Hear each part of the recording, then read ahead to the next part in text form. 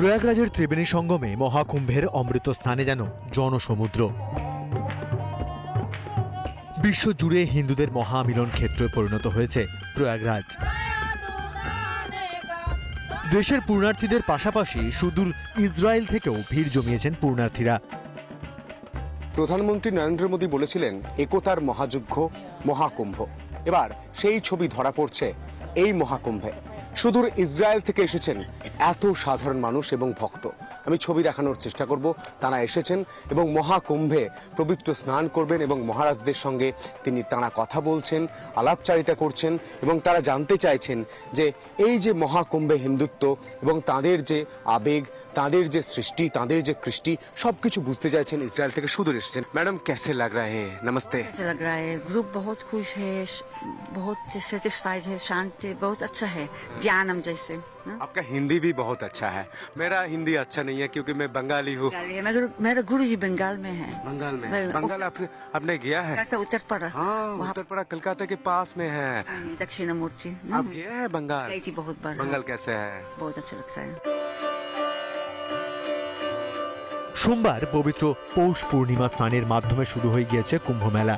কুম্ভমেলা মানেই একতার মহাযজ্ঞ।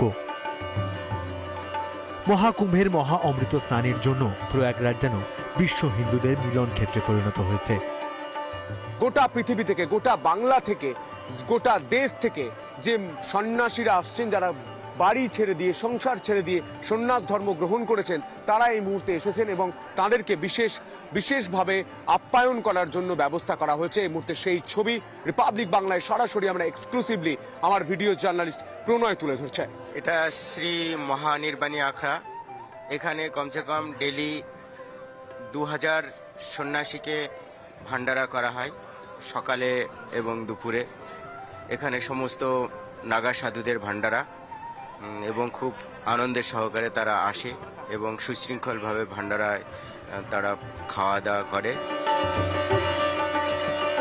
ত্রিবেণী সঙ্গমে মহাস্নান, মহাকুম্ভের পূর্ণতিথিতে শাহী স্নানের জন্য এক হয়েছে সারা বিশ্বের হিন্দু সমাজ। রিপাবলিক বাংলা।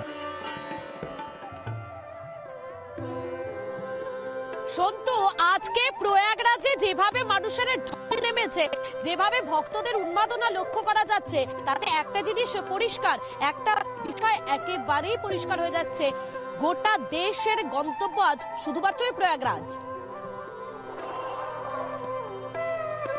নানা ধরনের কন্টেন্ট দেখার জন্য লাইক করুন, শেয়ার করুন আমাদের ফেসবুক পেজ, সাবস্ক্রাইব করুন আমাদের ইউটিউব চ্যানেল। পাশাপাশি অন্যান্য ব্রেকিং নিউজের জন্য অবশ্যই চোখ রাখুন রিপাবলিক বাংলায়।